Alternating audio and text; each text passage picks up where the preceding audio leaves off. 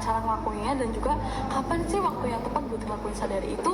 Halo kak, karena video kakaknya nggak bisa di stitch, jadi aku dan teman-teman aku izin screen record video kakak ya. Nah, tadi kakaknya tuh bilang kalau ada benjolan di payudara secara tiba-tiba, dan kakaknya tuh sempet menyinggung mengenai sadari tapi lupa nih.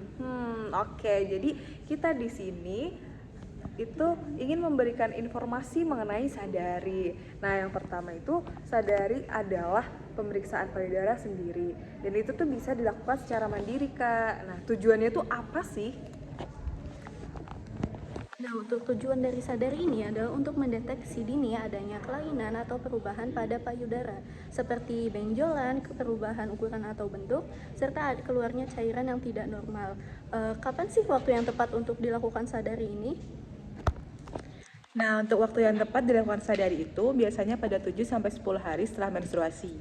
Kenapa sih dilakukan pada 7-10 hari setelah menstruasi? Karena jika dilakukan pada saat menstruasi, bisa jadi benjolan yang teraba oleh tangan kita itu diakibatkan oleh hormon. Lalu, waktu yang tepat juga di hari itu kapan sih, Kak? Bisa dilakukan saat mandi atau sebelum tidur.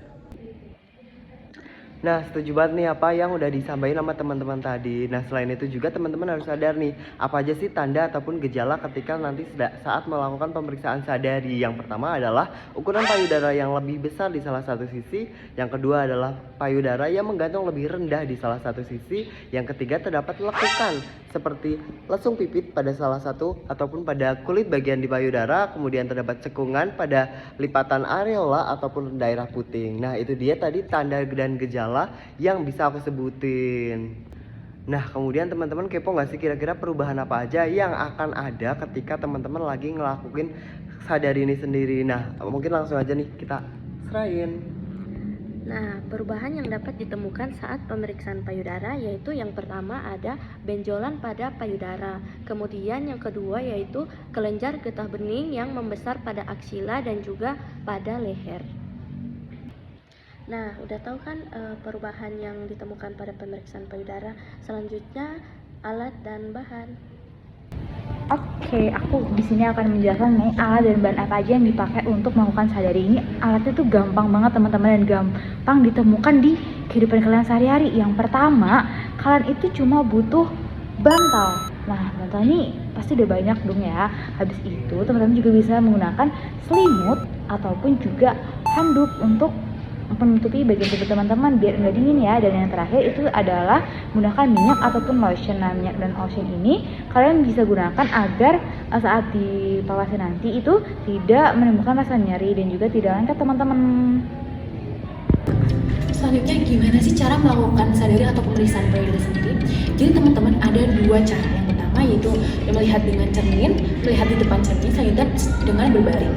Jadi yang pertama teman-teman berdiri tegak, lalu dilihat di cermin apakah terlihat ada kemerahan di payudara, apakah terlihat ada benjolan, apakah terlihat ada lekukan, dan apakah terlihat ada pembengkakan atau tidak, seperti itu. Selanjutnya teman-teman bisa nih mengangkat tangan, kedua tangan ke atas, lalu dilihat lagi di payudara apakah terlihat ada lekukan kecil, adakah pembengkakan, adakah kemerahan, ataupun ada benjolan, seperti itu. Selanjutnya teman-teman nanti bisa seperti ini, meletakkan kedua tangan di pinggang lalu sedikit membungkuk dan dilihat di payudara teman-teman adakah benjolan kah, lekukan, kemerahan, ataupun pembengkakan.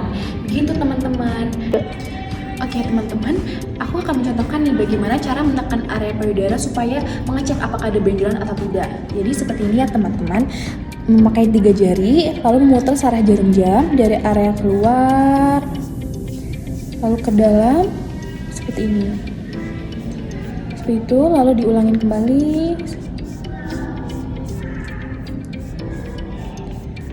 Lalu selanjutnya dicek apakah ada pengeluaran ASI atau cairan lain seperti darah.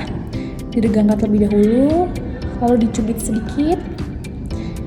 Kalau misalnya ada darah, artinya itu tidak normal ya teman-teman. Selanjutnya nanti dari teman-teman itu dari area ketiak, lalu ke sini memutar kembali, dirasakan adakah benjolan atau tidak. Selanjutnya mengangkat tangan seperti ini, lalu ditekan dari ketiak, lalu ke payudara, nanti memutar seperti itu teman-teman. Nah, jadi tuh teman-teman, sadari ini adalah upaya untuk mendeteksi adanya kanker payudara. Nah, jadi itu ya Kak, ini penting banget, jangan lupa untuk dilakukan ya. Dadah!